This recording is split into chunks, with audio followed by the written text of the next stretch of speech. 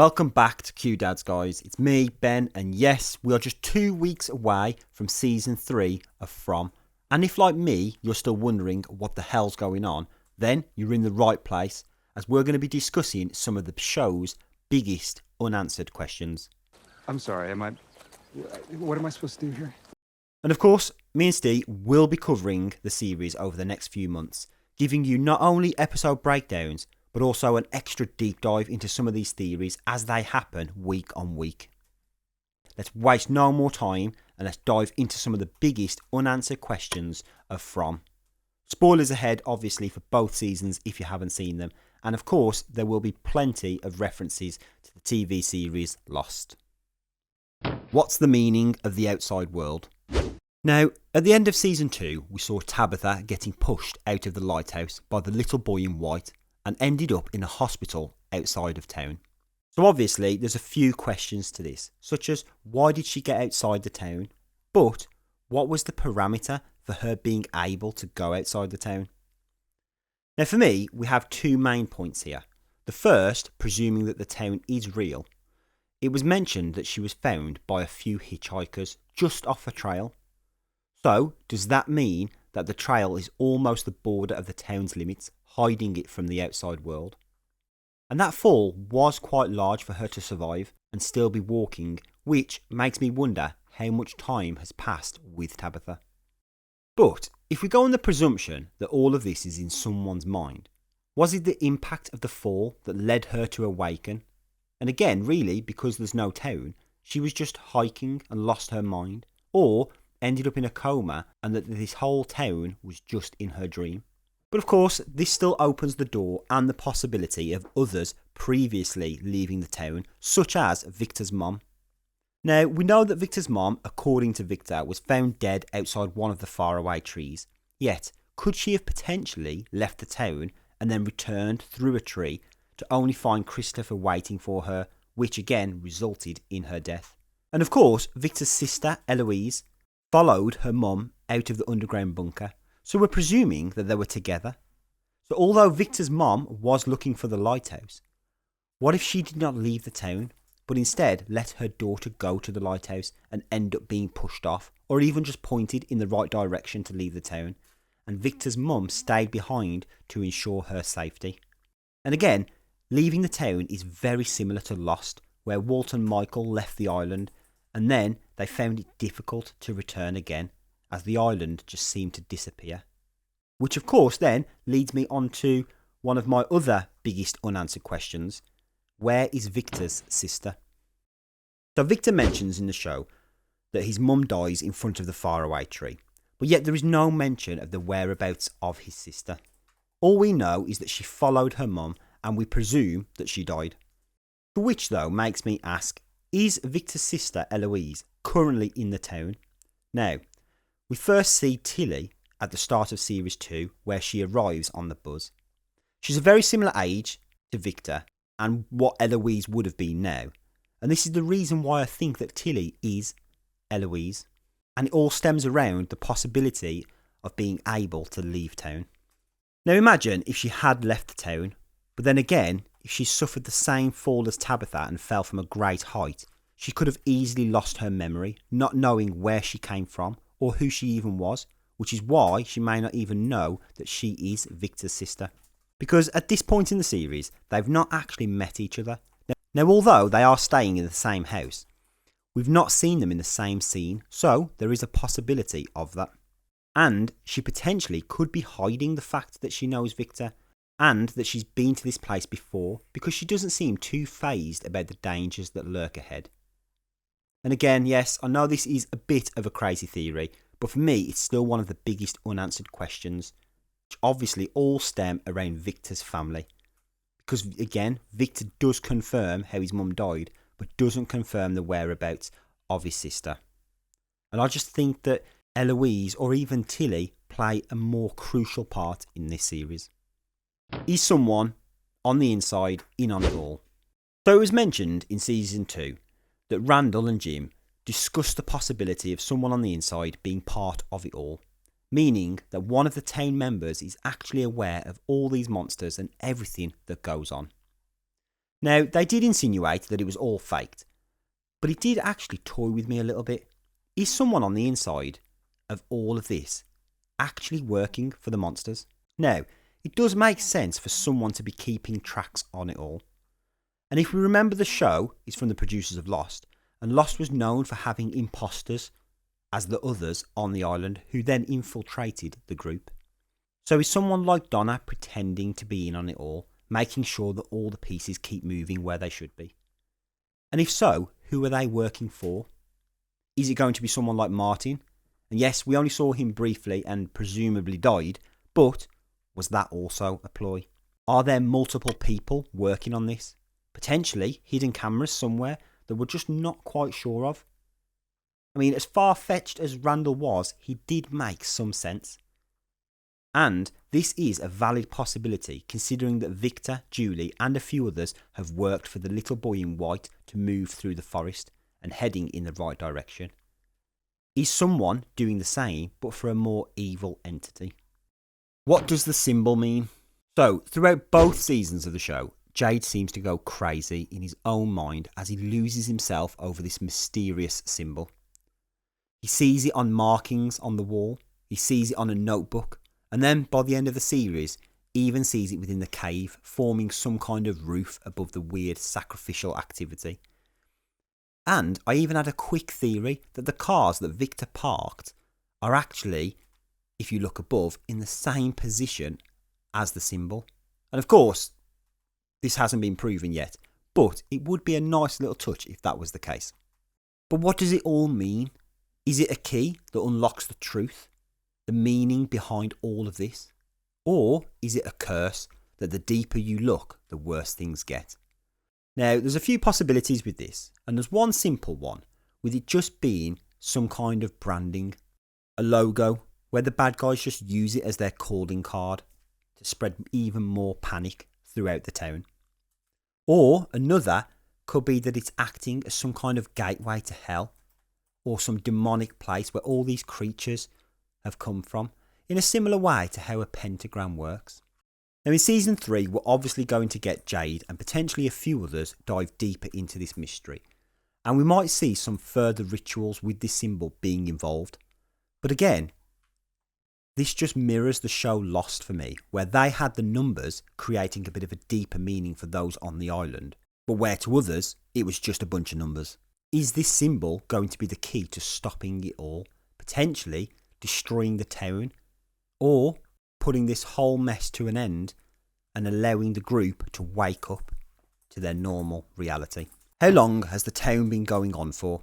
And again, following on that Lost trend, because I am a super fan after all, and there's of course a lot of correlations, but just like Lost, the island was actually going for a lot longer than originally insinuated, and this town itself is quite mysterious.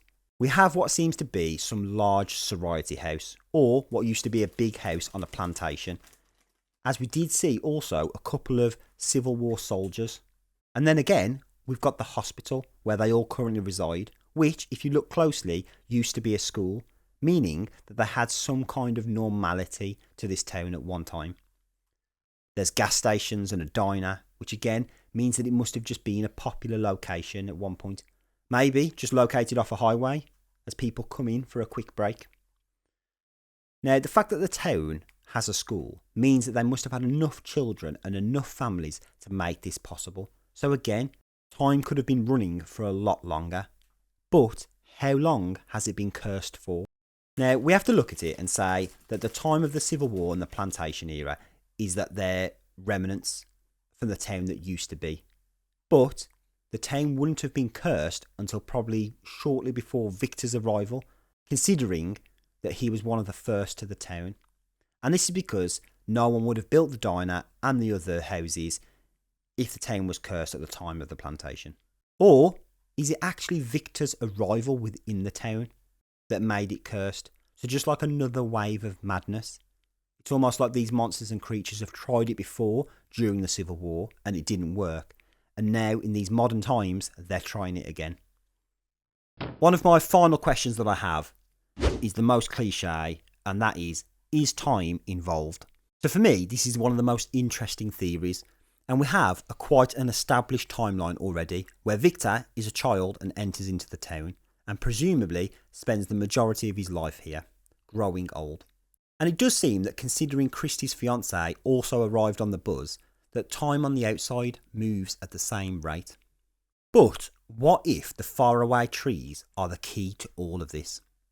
So at the end of season 2, Fatima obviously announces that she's pregnant, but at the same time Algin mentions that he had a dream which was also connected to this pregnancy. So we naturally ask ourselves the question, is Algin the future child of Fatima and Ellis? So potentially Fatima could give birth to Algin and have him almost grow up slightly in this town and use the trees to hide and move between them. And as he grows up, she uses the trees, and this is how Algin escapes the town and potentially then raised by his grandparents on the outside, just as he sits and learns to crochet. But then, on his return, he's already had this dream about the town, but it's not a dream. It is a reality that he experienced as a child. And obviously, his exit from the town through the trees has distorted time and actually sent him back through time somehow. And yes, it does sound very complex, but please, I'm standing by this theory. Now, there's also mentions of Julie being Victor's mom, which has something to do with the bracelet that Julie and Victor's mom seem to be wearing. Now, I'm not convinced these are the same people, but we can't escape that. There's a possibility that time is involved. And this, of course, leads me on to a few final points that I do want to discuss. And one of them is about the trees, and more importantly, the navigation of them. Can you use the trees to navigate through this town? Now, Victor did mention that the trees can lead you to a different location each time, but has he really put this to the test? Has he mapped out which trees lead where and how many times? And even does the day of the week or the potential time of day affect where that tree sends you? I mean, for me, I think that this is a thought process tree, so you have to think of the location that you want to go. Now, we know that Tabitha was thinking about the lighthouse when she wanted to go, which is the same as Victor's mum. And Boyd was also looking for answers, so it sent him to a place to gain more answers. So with this theory, this would potentially allow others to escape if they were thinking of a way out when they entered the tree.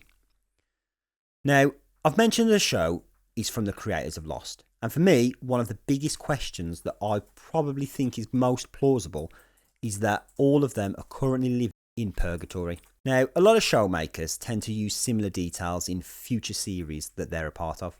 And if we just correlate some of these things for a second. So Lost had a group of survivors on this mysterious location with a monster that they weren't aware of, just like this show. There were others that came into town and started taking people off the island, just like these monsters are doing with the residents of the town in From. The faraway trees can take you to different locations and potentially different times, similar to when the Lost Island also sent its inhabitants through different time periods. And yes, Lost even had a dog and a boy working together as a duo, exactly as the same as we do here with the boy in white. So by that logic, we can presume that this is some kind of purgatory and all of these residents are people that have died and they've come here to live the rest of their life. So will this show end with all of them having some kind of reunion at the end, potentially in the diner, which of course would make sense. So of course, it won't be an unanswered questions video without discussing the creatures, because for me, the creatures are of course one of the most biggest unanswered questions of the whole series. There's so much that we need to know. Like, for example, what are these creatures? Are they some kind of vampires? Are they ghosts? Are they some kind of demons or lost souls perhaps? But then not only that, what else is beyond the creatures? Now, we saw in the series that the creatures roam around during the night, which would make me heavily hint towards them being vampires. But when Boyd killed that one and it was left in the daylight, it didn't hit with the normal characteristics of being burnt alive by the sunlight, which makes me think that they're not quite vampires, but they are demonic in some kind of way. But then we also have that kind of thought train where Boyd and Sarah were travelling in the woods And it was mentioned that these monsters are just the tip of the spear. We've got some kind of entity or entities, because there are different voices that communicate. So, for example, Sarah, when she was having words etched into her arm or hearing these voices, they were multiple voices too. Which makes me ask the question, are there more people calling the shots above these creatures? Is there some kind of direct lead running it all? Now, my theory on that is that it's Martin, the guy who was chained up. I think him and potentially a few others are this kind of lead group, this council that sit above all the other paranormal things. Now, we've also seen a few other things like the cicadas and the spiders that tease on things that people tend to be scared of. And actually, that goes back to what Sarah said towards the end of season 2, where it relies on the fears of people. She mentioned that her brother was scared of cicadas, and the next thing we know, they're about in the town, affecting everybody. But I have a small theory. So, for the people that seem to die by natural causes or gunshots, for example in Boyd's case and his wife, they seem to appear within the town, but as more as memories and guides, people trying to do the good thing, similar to potentially the little boy in the white. But then we have the people who are ripped apart, who, for me, aren't really seen again. But is it those people's fears that we're taking? Now, yes, you could argue the fact that Sarah's brother wasn't ripped apart, but someone else could have had a fear of insects. Or is it something that these creatures are getting inside the dreams, the minds of people, and that is where they are extracting these fears? A real nightmare town, which is essentially what it is, a town made of nightmares. You know, we've got the fear of holes, for example, when they fall underneath the house and go rooting through the caves. Dark spaces, claustrophobia. You know, we've got the spiders, we've got the vampires, the ghosts, just the scary old ladies knocking at your door. We've got everything. But it still remains a mystery of, one, how these creatures got there. 2, what are they? And 3, what is their end result? What do they gain from killing these innocent people?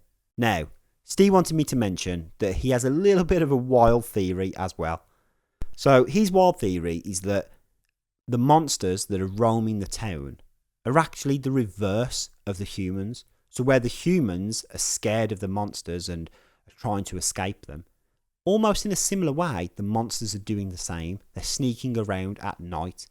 And yes, they are curious because they've probably been told to wipe out these humans, just like Boyd is telling the townsfolk to wipe out these monsters.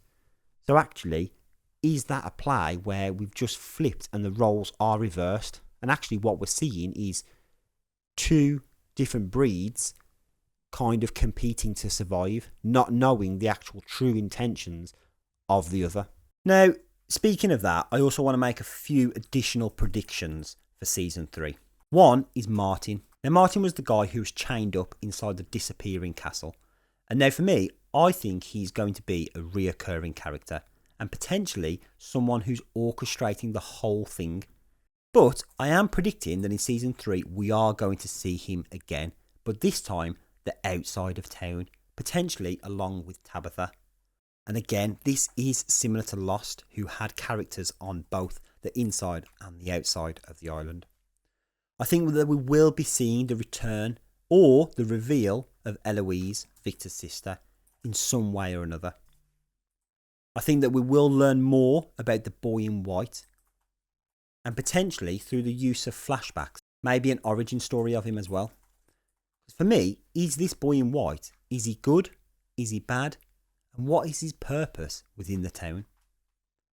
And of course, I imagine us seeing a lot of characters dying. But on top of that, some new ones being introduced, like Fatima's baby. Because we know that time seems to heal wounds a lot faster in the town. So, will her pregnancy speed up as well? And again, there's another Lost correlation there too. But of course, this isn't always about me, like I always say. So let me know your thoughts in the comments. What do you think about some of these biggest unanswered questions that I've mentioned? Or do you have another question that you feel is unanswered? If so, let me know in the comments so we can have a bit of a discussion there. And of course, don't forget to hit that subscribe button because like I said, we will be covering every little bit of detail of this show as we are big fans. And me, myself, personally, a huge fan of Lost. So we will be picking up some of these finer details for you. So as always, I'll catch you next time with something new.